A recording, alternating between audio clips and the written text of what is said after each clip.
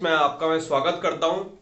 अभी तक हमने जो मॉडर्न हिस्ट्री के पार्ट को लेकर बात की थी, अभी तक हमने ये डिस्कस कर लिया था कि किस तरीके से पुर्तगाल का भारत में आना हुआ, क्या कारण था। सबसे पहले तो किस वजह से वास्को डी गामा को जरूरत पड़ी कि भारत की खोज करनी उनको पड़ी, या उन्होंने भारत की किस रास्ते से खोज की, कैसे वो भारत में आए। इसके वजह उसके बाद में किस तरह से उनकी ट्रेडमैनशिप कॉमर्शलाइजेशन भारत में स्टार्ट हुआ। ट्रेडमैनशिप के बाद में किस तरह की उनकी पॉलिसीज कॉलोनाइज की तरफ होने लगी। कॉलोनाइज पॉलिसी के साथ साथ में उनका एक इंपॉर्टेंट मिशन था जो कि एग्जीक्यूशन या फिर जो जिसको बोल सकते हैं हम लोग धर्म परिवर्तन का काम था, जिसमें कि कहीं ना कहीं पोर्टुगीज फेल नजर आए। बाद में इन सब अपनी खराब रणनीतियों की वजह से और अनऑर्गेनाइज तरीके से उनको कहीं ना कहीं देश को छोड़ के जाना पड़ा। जब पुर्तगाल भारत में थे और उसके परस्पर बाद भी कुछ ऐसे नाविक भारत में आए या कुछ ऐसे ट्रेडमैन भारत में आए जो बहुत छोटे समय के लिए भारत में रहे, उनका कुछ बहुत बड़ा इन्फ्लुएंस भी भारत में नहीं देखने को मिलता है। ये लोग डच पीपल हैं। डच के बारे में मैंने कल भी आपसे एक इंफॉर्मेशन साझा की थी। डच एक जो कम्युनिटी का नाम है, एक स्पीकिंग लैंग्वेज का नाम है। एक वहां पे जो इंपॉर्टेंट ट्राइड्स है जिसको हॉलैंड और निदर ट्राइड को कलेक्टिवली डच बोला जाता है। डच कंट्री के लोग एक्चुअली में जो है वो नीदरलैंड कंट्री से ही ताल्लुकात रखते हैं, और हॉलैंड भी वही कंट्री है, और उन्हें उन्हें ही ऑरेंज पीपल हम लोग बोलते हैं। डच कंट्री की किसी समय पे एक अपने बहुत अच्छे संबंध हुआ करते थे अंग्रेजों के साथ में, लेकिन किसी वजह से, क्योंकि दोनों का जो interest of commercialisation was the India, तो वहां पे कहीं ना कहीं इनके रिश्तों में खटास देखने को मिली। बाद में उन्होंने अपनी कुछ इस तरह की ट्रीटीज वगैरह डिसाइड हुई कि जिसकी वजह से कि दोनों अपने अपने रास्ते चले गए, और बाद में डच कभी बहुत लंबे समय तक भारत में वो स्टे नहीं कर पाए। लेकिन वो थोड़े समय के लिए भारत में आए थे, तो इस पर्टिकुलर पोर्शन से कई बार सिविल सर्विसेज में एक राइटिंग आ जाती है, क्योंकि ये बहुत छोटा सा पोर्शन है। और अगर आपको डच के बारे में लिखना है तो आपको इसमें कोई बहुत ज्यादा किसी भी, मैं बोलूँ, ट्रेडमैन की जरूरत नहीं पड़ेगी, किसी भी बहुत ज्यादा इसमें किसी वाइसराय की जरूरत नहीं पड़ती। अपने आप में छोटा सा ये टॉपिक है, कब डच भारत में आए और डच का डिक्लाइन होने का क्या इंपॉर्टेंट रीजन था, और उन्होंने क्या क्या भारत में सीखा, या क्या क्या भारत से देके लेके गया, क्या क्या देके गए। तो इसके लिए कई बार सिविल सर्विस में क्वेश्चन आ जाता है। तो जो भी मैंने अभी यहाँ पे व्याख्या की है डच के बारे में, अगर आप यही व्याख्या ऐसी की ऐसी अगर आप सीख लेते, समझ लेते, तो that will be more than sufficient to write any answer on the Dutch arrival of Dutch, decline of Dutch in India. So let's start. Dutch. He was the first person, Cornelis de Houtman. ये पहले person थे, Cornelis de Houtman, who actually reached at Sumatra and Java Point. Sumatra and Java are the two important coastal land boundaries that is available in Indonesia. Indonesia में एक important coastal boundary Sumatra Java, यहाँ पे ये इस तारीख को यानी सन में 1596 में ये यहाँ पे गए, जो मिस्टर हुटमन है। उसके बाद में इनका रुख हुआ भारत की तरफ में। इससे पहले इनका कोई खास रुख नहीं था भारत की तरफ में। देन ही लेटर emphasized himself और forced himself let's go to India. वहां पे जाके देखते हैं कि वहां पे किस तरीके से इनको बेनिफिट मिल सकता है। बाद में इन्होंने क्या किया, कंपनी बनाई जिसका नाम था East India Company of Netherlands. ये नीदरलैंड्स की company, it's not east India Company of England. England की ईस्ट इंडिया कंपनी नहीं है, ये क्वीन एलिजाबेथ के अंडर में नहीं आती है। नीदरलैंड्स की एक अलग separate company east India Netherlands करके। पहले ऑलरेडी कई सारी छोटी छोटी कंपनी जो है इंडोनेशिया में चल रही थी, जो कि ट्रेड करती थी पोर्टुगीज के साथ में मिलकर। उस एरिया से कई सारी छोटी छोटी कंपनी चल रही थी। अब उन सभी कंपनियों को कलेक्टिवली करके एक कंपनी में अमालगामेट कर दिया गया, यानी मिला दिया गया, जिस कंपनी का नाम था East India Company of Netherlands. Amalgamate कर दिया गया। अब जो ईस्ट इंडिया कंपनी जो अब नई बन के आई थी, इसके पास में कुछ इंपॉर्टेंट अथॉरिटीज थी। वो क्या क्या अथॉरिटीज थी? They have authority to do war, लड़ाई लड़ने की अथॉरिटीज थी। किसी भी राजा के साथ में, किसी भी लोकल के साथ में ट्रीटी वगैरह संधि करने की इनको आजादी थी, इनको अथॉरिटी थी। उन इस कंपनी को, जो ईस्ट इंडिया नीदरलैंड कंपनी, इनको अथॉरिटी थी। अपनी टेरिटरी एक्सटेंड करने की अथॉरिटी थी इनको। टेरिटरी में किसी भी तरह का फेरबदल करने की अथॉरिटी थी, चाहे वो लैंड के पर्सपेक्टिव से हो या पानी के पर्सपेक्टिव से हो, कैसे भी टेरिटरी में छेड़छाड़ कर सकते हैं। और इनको अथॉरिटी थी टू इरेक्ट द फोर्टिस, किले बनाने की अथॉरिटी भी इनको east India Company of Netherlands को ये अथॉरिटी थी। तो इन्होंने खुद को ये सारी अथॉरिटी दे रखी थी। अगर हम किसी भी एरिया में जाएंगे तो हम वहां पे जो है किसी भी तरीके से अपनी लड़ाई कर सकते हैं, या फिर हम ट्रीटी कर सकते हैं एरिया एक्वायर करने के लिए, क्योंकि at the end of the day इनको क्या चाहिए था? टेरिटरी चाहिए थी। टेरिटरी मिलेगी तो उसके ऊपर हम फोर्ट बना सकते हैं। तो टेरिटरी लेने के लिए ये दो तरीके हैं, या तो लड़ाई करो या संधि करो, दोनों में से कोई भी हुआ। टेरिटरी मिली तो आप क्या करोगे, फोर्ट बनाओगे। So if you are able to make the fort, अपने एरिया पे फोर्ट बना लिया तो आपका वहां पे दबदबा एक अच्छे लेवल पे हो जाएगा। तो ये डच पीपल की शुरुआत थी अपने आप को ऑर्गेनाइज तरीके से किसी भी कंट्री में अपनी प्रभुसत्ता हासिल करने के लिए। लेकिन बाद में ये विफल रही। लेकिन शुरुआत में इन्होंने पुर्तगाल को धीरे धीरे करके उनके ट्रेड से हराना स्टार्ट किया। छोटी मोटी कई सारी लड़ाई हुई पुर्तगाल के साथ में, और उन्होंने जो भी एरिया पुर्तगाल के पास में थे उनको अपने साथ हथियाना शुरू कर दिया। जो शुरुआत हुई थी सीरीज से स्टार्टिंग हुई थी, वो सब मैंने यहाँ पे सीरीज ऐसे ही लिखी हुई है। सबसे पहले स्टार्ट हुई थी 1605 में मछलीपट्टनम में, जो किला था पुर्तगाल का, उस किले के ऊपर में इन्होंने अटैक किया डच पीपल ने। Machilipatnam is a place in Andhra Pradesh, वहां पे अटैक किया। Later Nagapattinam that is also available in Andhra Pradesh, यहाँ पे भी इन्होंने अटैक किया, जो कि पुर्तगाल के पास में एरिया था, और वो अपने अंडर में ले लिया। बाद में इन्होंने अटैक किया पुलिकट में, चेन्नई में एक जगह, मद्रास के पास एक जगह पुलिकट, यहां पे अटैक किया 1609 में। फिर सूरत अपने पास में ले लिया। फिर भुनीपट्टनम एक जगह विशाखापट्टनम के पास में 1641 में, इसको भी हथिया लिया।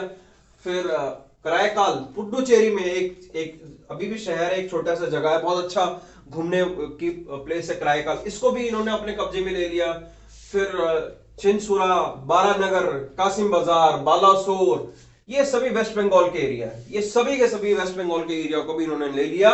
कब, 1653 में, यानी 16वीं सेंचुरी के स्टार्टिंग में, और लगभग 1653 यानी 50 साल के अंदर में इन्होंने पुर्तगाल का जो वर्चस्व था मोटी मोटी इंपॉर्टेंट कमर्शियल एरिया से कहीं ना कहीं कम कर दिया, या मैं बोलूं खत्म कर दिया।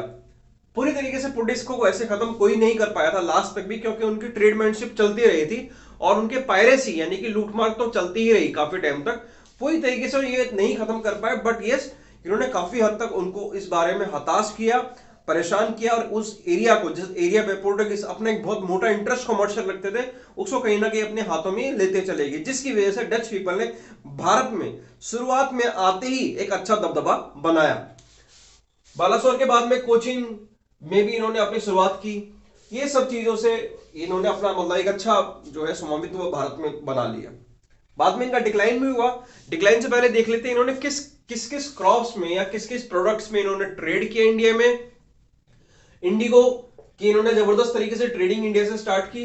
कहां से स्टार्ट की, यमुना वैली यानी कि दिल्ली का और उत्तर प्रदेश उत्तराखंड के आसपास का इस एरिया से इन्होंने जबरदस्त ट्रेड किया। यहाँ पे नील की खेती हुई और इनका उनसे बहुत मुनाफा हुआ डच पीपल का। इसके अलावा टेक्सटाइल की खेती हुई, सिल्क की खेती हुई। मुख्यतः इन्होंने टेक्सटाइल और सिल्क की खेती इन 3 जगह से की, बंगाल के हिस्से से, गुजरात के हिस्से से, और आंध्र प्रदेश और तेलंगाना, यानी ये जो कोरमंडल वाला एरिया है उस वाले हिस्से से इन्होंने इसको एंजॉय किया। टेक्सटाइल और सिल्क की खेती, यहाँ पे कपास वगैरह की यहाँ से खेती की। कपास मुख्यतः इस जगह पे ही होती है, आपको पता हो, कॉटन की खेती काली मिट्टी में होती है। इसके अलावा इन्होंने एक पर्टिकुलरली केमिकल की इंडिया से काफी ट्रेड किया, जिस केमिकल को हम लोग अगर केमिस्ट्री की भाषा में बोलो तो साल्ट पिट्रे बोलते हैं, और इसका ये पोटेशियम नाइट्रेट का एक अवरूप होता है, एक प्रकार होता है।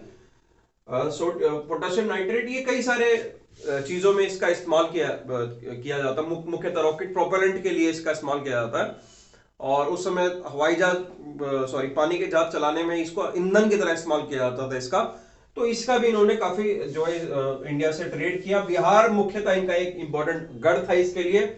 अफीम की खेती की और चावल की, दोनों की खेती इन्होंने भारत से की। और गंगा के जो तटीय इलाका है, पूरा गंगा का तटीय इलाका है, जिसमें उत्तर प्रदेश मुख्य टेरिटरी और मध्य प्रदेश का उत्तरी इलाका जो है वो भी काफी इंपॉर्टेंट एरिया रहा, जहां से इन्होंने ये गंगा प्लेन के आसपास से ओपियम और राइस की भी अच्छी मात्रा पे खेती की। ये सब चीजें चल रही थी, इन्होंने इन सब चीजों की खेती की, यहाँ पे इन्होंने राज किया, और धीरे धीरे करते पुर्तगाल को अपने वर्चस्व से हिलाने में कामयाब रहे। लेकिन प्रॉब्लम कहां स्टार्ट हुई? What was the reason of the decline?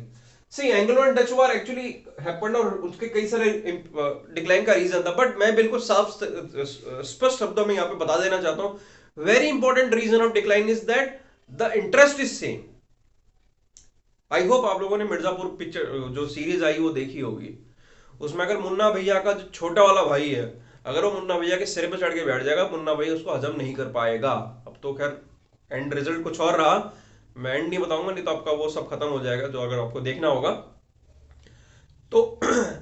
वैसे ही जो डच थे वो एंग्लो के साथ में मिलके उस एरिया में वेस्ट में तो बहुत अच्छे से रह रहे थे, लेकिन जैसे ईस्ट में आते अचानक ही डच एंग्लो से ऊपर होने लगे। तो कहीं ना कहीं आपका कॉमर्शियल एरिया सेम है, आप जो है अंग्रेजी सरकार के ऊपर में डिपेंडेंट थे। जब आपके ऊपर में अटैक किया स्पेन और पोर्टुगीज ने मिलके, आप कहीं ना कहीं अंग्रेजी सरकार के ऊपर में डिपेंडेंट थे, वहां से उन्होंने आपकी हेल्प की। देन आप जैसे ईस्ट में आए तो आपने अचानक ही आपने आपको बड़ा भाई घोषित कर दिया, जबकि आप you are a younger brother. So that was the very what I will say notable reason, if I will try to analyze this thing, तो ये बहुत notable reason है। Because of this reason only Dutch people initially attacked on Anglo people, English people, but later on because of few treaties both have decided what we have to do and what will be our this area of interest in commerce and trade में हमारा क्या area of interest होगा। तो बाद में सब उन्होंने peaceful treaty से सब साझा करके डिसाइड कर लिया था। डच पीपल ने सबसे पहले तो 1623 में एक जगह है अम्बोयान, ये जकार्ता इंडोनेशिया में जगह, यहाँ पे अटैक किया जिसमें कि 10 अंग्रेज और 9 जापानियों की मौत हो गई। एग्जैक्ट यही फिगर है, ये मैं अपनी तरफ से बना के नहीं बोल रहा, एग्जैक्ट यही फिगर है। 10 अंग्रेज और 9 जापानियों की मौत हो गई थी, जिसमें कि शुरुआत में Dutch people have shown that कि we are not ready to accept any kind of peaceful treaty. उन्होंने शुरुआत में तो बताया we are very very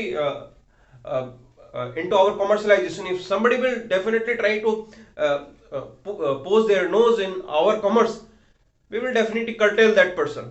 but ऐसा कुछ हुआ नहीं। उसके बाद में कुछ समय के बाद में 1667 में treaty of peace and division of trade area हुआ, जिसमें कि बड़ी शांति से डिसाइड कर लिया गया कि आप कौन से एरिया में अपना ट्रेड करना चाहोगे। तो अंग्रेजों ने नहीं इनको बताया कि आप एक काम करो, इंग्लिश ने बोला कि हम इंडिया में रहेंगे, आप यहां से चले जाओ, लेकिन हम ये भी आपको वायदा करते हैं कि हम जो है कभी इंडोनेशिया नहीं आएंगे, लेकिन आप भी कभी इंडिया मत आना। ये डिसाइड हो गया। तो then because of this treaty only England people remain in India for next 200 years and Dutch people left India and never made a proper colony of any state or any princely state in India। उसका कुछ बहुत ज्यादा कोई colonialize नहीं किया, पुडुचेरी में थोड़ा last तक इंडिया में वो रहे थे डच पीपल। उसके बाद में 1672 में उन्होंने एक छोटी सी गलती की, डच पीपल के कुछ ट्रेडर्स ने, कुछ कंपनी के लोगों ने क्या किया, 3 शिप्स को अपने पास में किडनैप कर लिया बे ऑफ बंगाल में। अच्छा, ये जो शिप थी ये बे ऑफ बंगाल के रास्ते होते हुए उस तरफ में जो कोस्टल एरिया में गुजरात है का सूरत है वहां जा रही थी, और इनका रेगुलर कांटेक्ट कम्युनिकेशन सूरत में लैंड एरिया पे वहां पे जितने भी अंग्रेज के वहां पे नेवल बेस पे लोग थे उनसे हो रहा था। But because of disconnection of communication टूटने की वजह से इन लोगों के ऊपर में अचानक अटैक कर दिया डच लोगों ने, और इनके ये 3-4 जो शिप थे इनको इन्होंने अपने पास कब्जा लिया। लेटर ऑन डच की इस गलती का खामियाजा उनको भुगतना पड़ा, और अंग्रेजों ने उनके ऊपर में बहुत मोटा, अगर मैं बोलूं, चालान लगा दिया, और उनको चाहते हुए नहीं चाहते हुए पहले शिप तो छोड़नी पड़ी, और जो भी लॉस हुआ था कुछ दिन अपने पास में जहाज अपने पास बंदी रखने का, दे आल्सो पेड इट, इसको भी इनको पे करना पड़ा। बाद में फिर भी कहीं ना कहीं छोटे मोटे ट्रेडर्स जो डच के थे वो थे इंडिया में, एंड कहीं ना कहीं वो अंग्रेजी सरकार को बीच बीच में परेशान करते थे, एंड उनकी वजह से जो ये ईस्ट इंडिया कंपनी थी ऑफ नीदरलैंड से कभी भी पूरी तरह से इंडिया से बाहर नहीं गई। लास्ट में इंडिया के से एग्जिट इसकी कभी आफ्टर बैटल ऑफ हुगली नवंबर 1759 में लड़ी गई डच और एंग्लो के बीच में, in which Dutch definitely lost the battle. इसके बाद में जो ईस्ट इंडिया नीदरलैंड से ये इंडिया से पूरी तरीके से बर्खास्त हो गई, चली गई, and they never came back and they remained in Indonesia for very longer period of time। And very important reason for decline of Dutch was that the only motive of Dutch was to profit making, and they remained in Indonesia. In order to make the profit, they remained in Indonesia. They never been very what I will say excited to make any country as a colony, or to surprisingly giving some kind of surprising visit to that locals। ऐसा उनको कोई motive नहीं था। Only motive was to earn the profit, and they did that, but from Indonesia, never from India. Initially from India, but not after this battle of Hooghly के बाद में, जब वो पूरी तरह से East India of Netherlands went from India, then they never came back. So this was about the Dutch people. They came to India but never gained a huge amount from India, and rest everything goes into the Indonesia.